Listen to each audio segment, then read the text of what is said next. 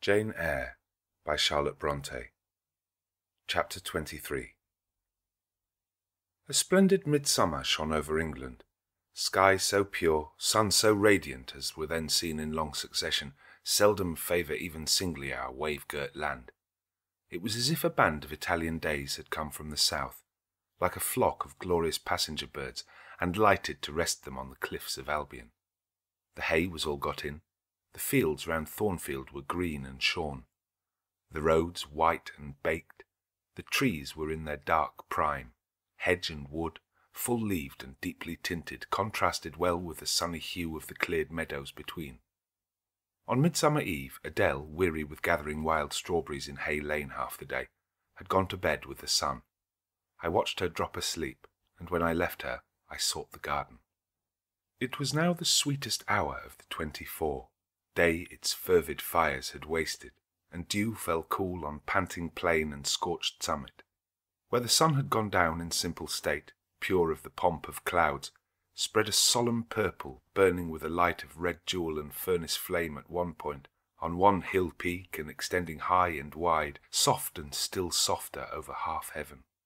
The east had its own charm of fine deep blue, and its own modest gem, a casino and solitary star. Soon it would boast the moon, but she was yet beneath the horizon. I walked a while on the pavement, but a subtle, well-known scent, that of a cigar, stole from some window. I saw the library casement open a handbreadth. I knew I might be watched thence, so I went apart into the orchard. No nook in the grounds more sheltered and more Eden-like. It was full of trees. It bloomed with flowers. A very high wall shut it out from the court on one side. On the other, a beech avenue screened it from the lawn. At the bottom was a sunk fence, its sole separation from lonely fields. A winding walk, bordered with laurels and terminating in a giant horse chestnut, circled at the base by a seat, led down to the fence. Here one could wander unseen. While such honey-dew fell, such silence reigned, such gloaming gathered, I felt as if I could haunt such shade forever. But in threading the flower and fruit parterres at the upper part of the enclosure, enticed there by the light the now rising moon cast on this more open quarter, my step is stayed, not by sound, not by sight, but once more by a warning fragrance. Sweetbriar and southernwood, jasmine, pink and rose have long been yielding their evening sacrifice of incense. This new scent is neither of shrub nor flower. It is, I know it well, it is Mr. Rochester's cigar. I look round and I listen. I see trees laden with ripening fruit. I hear a nightingale warbling in a wood half a mile off.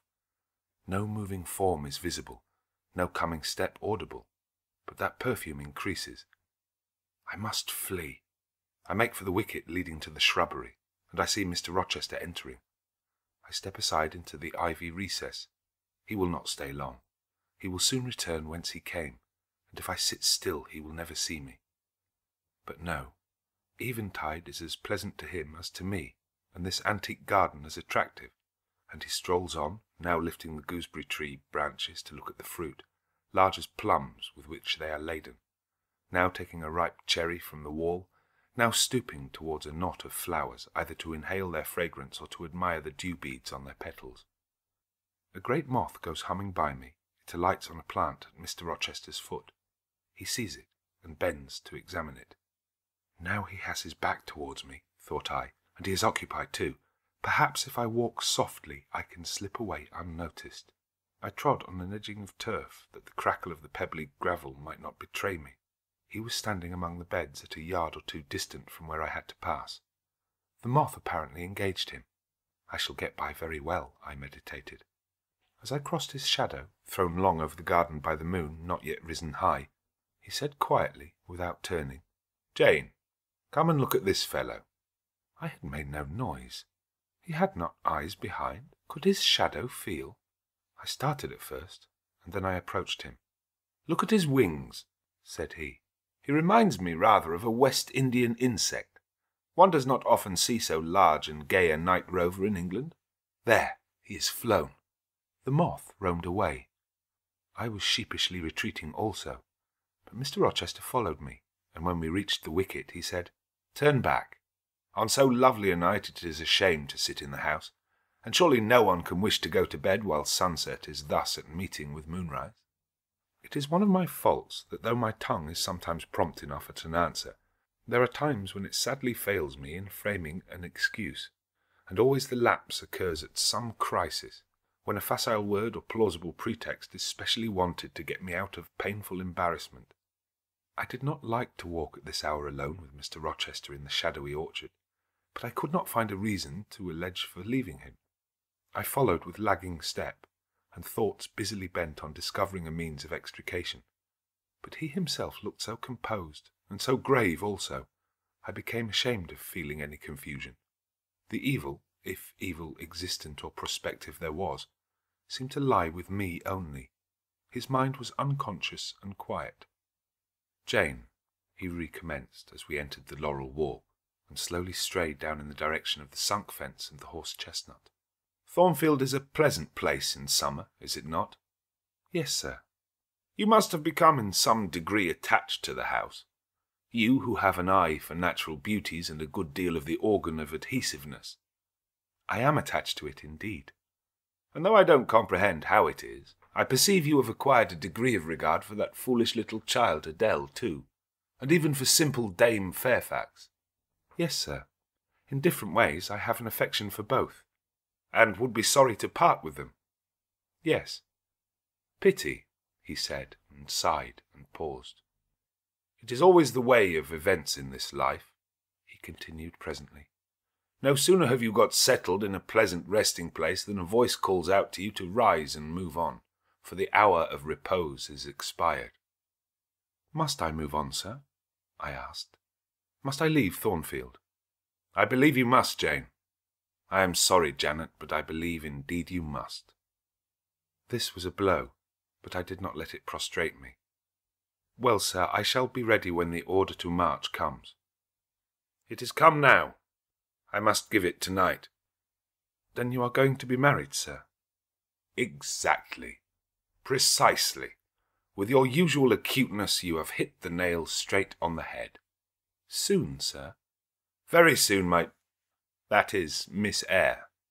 And you'll remember, Jane, the first time or rumour plainly intimated to you that it was my intention to put my old bachelor's neck into the sacred noose, to enter into the holy estate of matrimony, to take Miss Ingram to my bosom. In short, she's an extensive armful, but that's not to the point.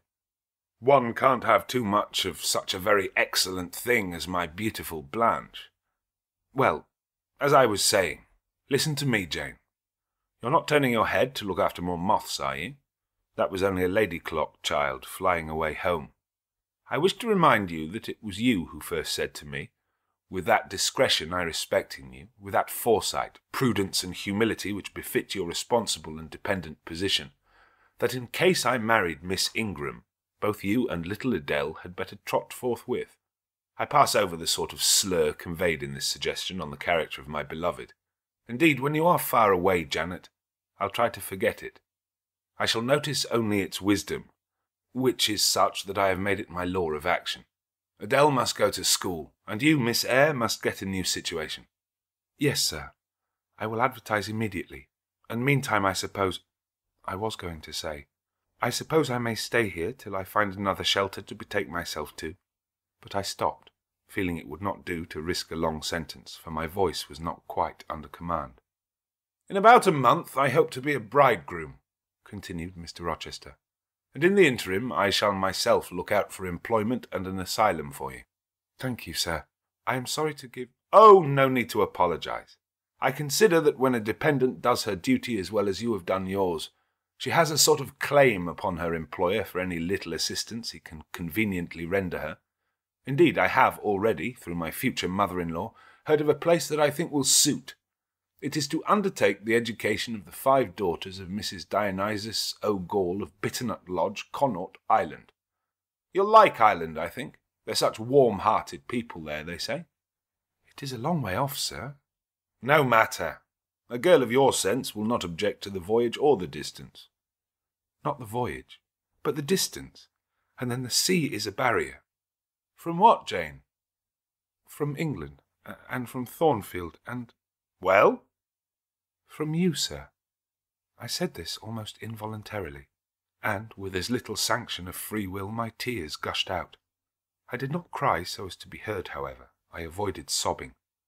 The thought of Mrs. Goll and Bitternut Lodge struck cold to my heart, and colder the thought of all the brine and foam, destined as it seemed to rush between me and the master at whose side I now walked, and coldest the remembrance of the wider ocean.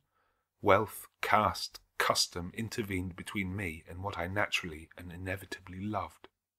"It is a long way," I again said. "It is, to be sure. And when you get to Bitternut Lodge, Connaught Island, I shall never see you again, Jane. That's morally certain. I never go over to Ireland, not having myself much of a fancy for the country. We have been good friends, Jane, have we not?" "Yes, sir." "And when friends are on the eve of separation, they like to spend the little time that remains to them close to each other. Come, we'll talk over the voyage and the parting quietly 30 minutes or so, while the stars enter into their shining life up in heaven yonder. Here is the chestnut tree. Here is the bench at its old roots. Come, we will sit there in peace tonight, though we should never more be destined to sit there together." He seated me and himself. "It is a long way to Ireland, Janet, and I am sorry to send my little friend on such weary travels. But if I can't do better, how is it to be helped? Are you anything akin to me, do you think, Jane?" I could risk no sort of answer by this time. My heart was still. "Because," he said, "I sometimes have a queer feeling with regard to you, especially when you are near me, as now. It is as if I had a string somewhere under my left ribs, tightly and inextricably knotted to a similar string situated in the corresponding quarter of your little frame. And if that boisterous channel and 200 miles or so of land come broad between us, I am afraid that cord of communion will be snapped, and then I've a nervous notion I should take to bleeding inwardly. As for you, you'd forget me.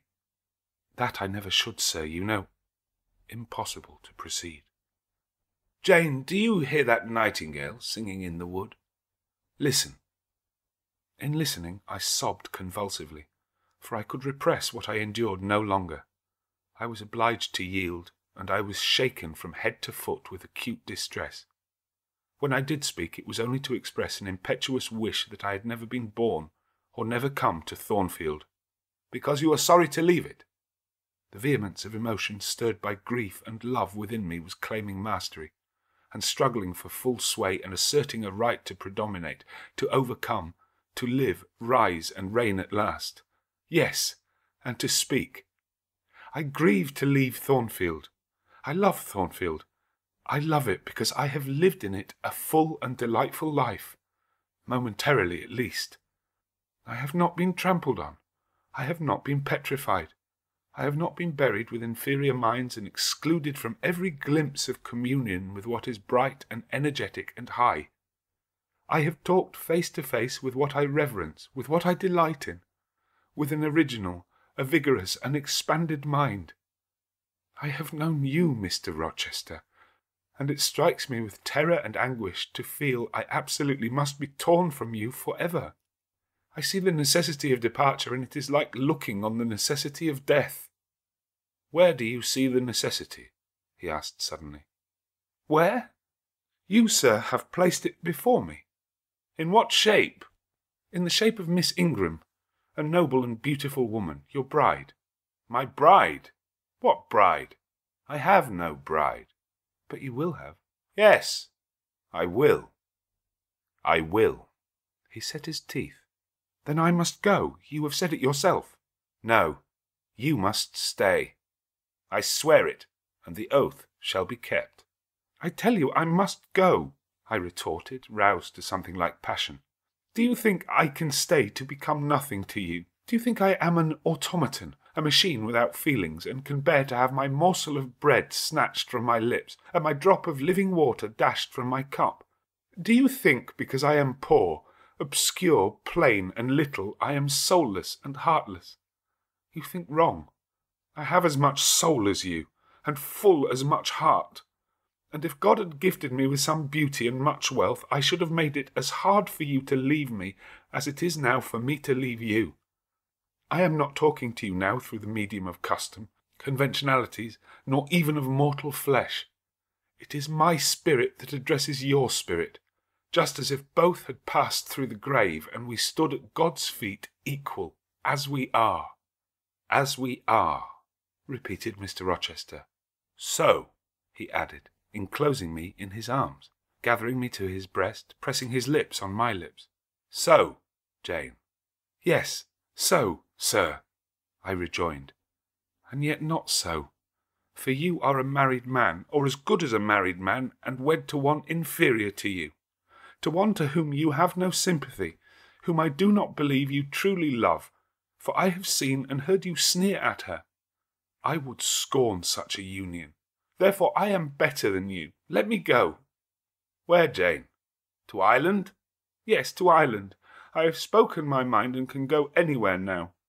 Jane, be still. Don't struggle so, like a wild, frantic bird that is rending its own plumage in its desperation. I am no bird, and no net ensnares me. I am a free human being with an independent will, which I now exert to leave you. Another effort set me at liberty, and I stood erect before him. And your will shall decide your destiny, he said. I offer you my hand, my heart, and a share of all my possessions. You play a farce which I merely laugh at. I ask you to pass through life at my side, to be my second self and best earthly companion. For that fate you have already made your choice and must abide by it. Jane, be still a few moments. You are overexcited. I will be still too. A waft of wind came sweeping down the laurel walk and trembled through the boughs of the chestnut. It wandered away, away to an indefinite distance. It died. The nightingale's song was then the only voice of the hour.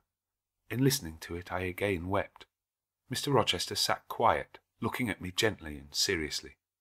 Some time passed before he spoke. He at last said, "Come to my side, Jane, and let us explain and understand one another." "I will never again come to your side. I am torn away now, and cannot return. But, Jane, I summon you as my wife. It is you only I intend to marry." I was silent. I thought he mocked me. "Come, Jane, come hither. Your bride stands between us." He rose, and with a stride reached me. "My bride is here," he said, again drawing me to him, "because my equal is here, and my likeness. Jane, will you marry me?" Still I did not answer, and still I writhed myself from his grasp, for I was still incredulous. "Do you doubt me, Jane?" "Entirely." "You have no faith in me?" "Not a whit." "Am I a liar in your eyes?" he asked passionately. "Little sceptic, you shall be convinced. What love have I for Miss Ingram?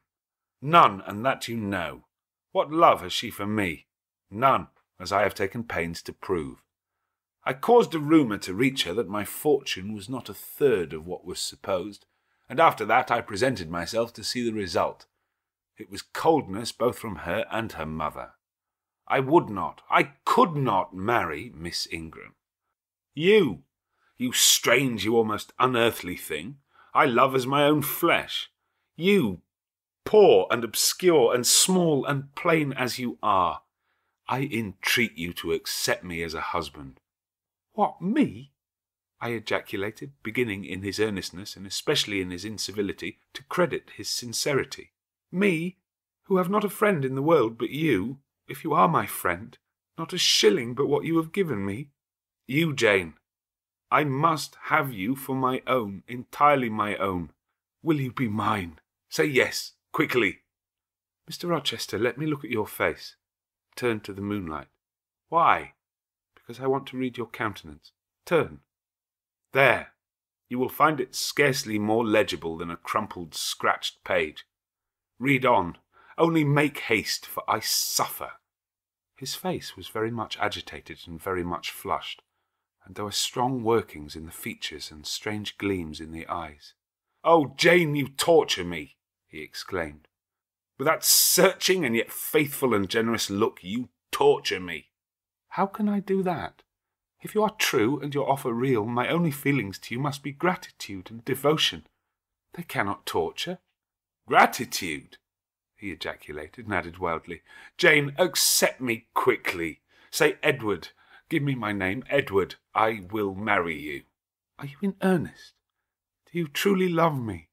Do you sincerely wish me to be your wife?" "I do, and if an oath is necessary to satisfy you, I swear it." "Then, sir, I will marry you. Edward, my little wife. Dear Edward." Come to me entirely now," said he, and added in his deepest tone, speaking in my ear as his cheek was laid on mine, "Make my happiness. I will make yours." "God pardon me," he subjoined ere long, "and man meddle not with me. I have her, and will hold her." "There is no one to meddle, sir. I have no kindred to interfere." "No, that is the best of it," he said. And if I had loved him less, I should have thought his accent and look of exultation savage. But sitting by him, roused from the nightmare of parting, called to the paradise of union, I thought only of the bliss given me to drink in so abundant a flow. Again and again he said, "Are you happy, Jane?" And again I answered, "Yes." After which he murmured, "It will atone, it will atone. Have I not found her friendless and cold and comfortless? Will I not guard and cherish and solace her? Is there not love in my heart and constancy in my resolves? It will expiate at God's tribunal. I know my Maker sanctions what I do. For the world's judgment, I wash my hands thereof. For man's opinion, I defy it." But what had befallen the night? The moon was not yet set, and we were all in shadow. I could scarcely see my master's face, near as I was. And what ailed the chestnut tree? It writhed and groaned while wind roared in the laurel walk and came sweeping over us. "We must go in," said Mr. Rochester. "The weather changes. I could have sat with thee till morning, Jane." And so, thought I, could I with you. I should have said so, perhaps, but a livid, vivid spark leapt out of a cloud at which I was looking, and there was a crack, a crash, and a close rattling peal, and I thought only of hiding my dazzled eyes against Mr. Rochester's shoulder. The rain rushed down. He hurried me up the walk, through the grounds, and into the house. But we were quite wet before we could pass the threshold. He was taking off my shawl in the hall and shaking the water out of my loosened hair, when Mrs. Fairfax emerged from her room. I did not observe her at first, nor did Mr. Rochester. The lamp was lit. The clock was on the stroke of 12. "Hasten to take off your wet things," said he. "And before you go, good night. Good night, my darling." He kissed me repeatedly. When I looked up on leaving his arms, there stood the widow, pale, grave, and amazed. I only smiled at her and ran upstairs. Explanation will do for another time, thought I. Still, when I reached my chamber, I felt a pang at the idea she should even temporarily misconstrue what she had seen. But joy soon effaced every other feeling, and loud as the wind blew, near and deep as the thunder crashed, fierce and frequent as the lightning gleamed, cataract-like as the rain fell during a storm of 2 hours' duration, I experienced no fear and little awe. Mr. Rochester came thrice to my door in the course of it to ask if I was safe and tranquil, and that was comfort, that was strength for anything. Before I left my bed in the morning, little Adele came running in to tell me that the great horse chestnut at the bottom of the orchard had been struck by lightning in the night, and half of it split away.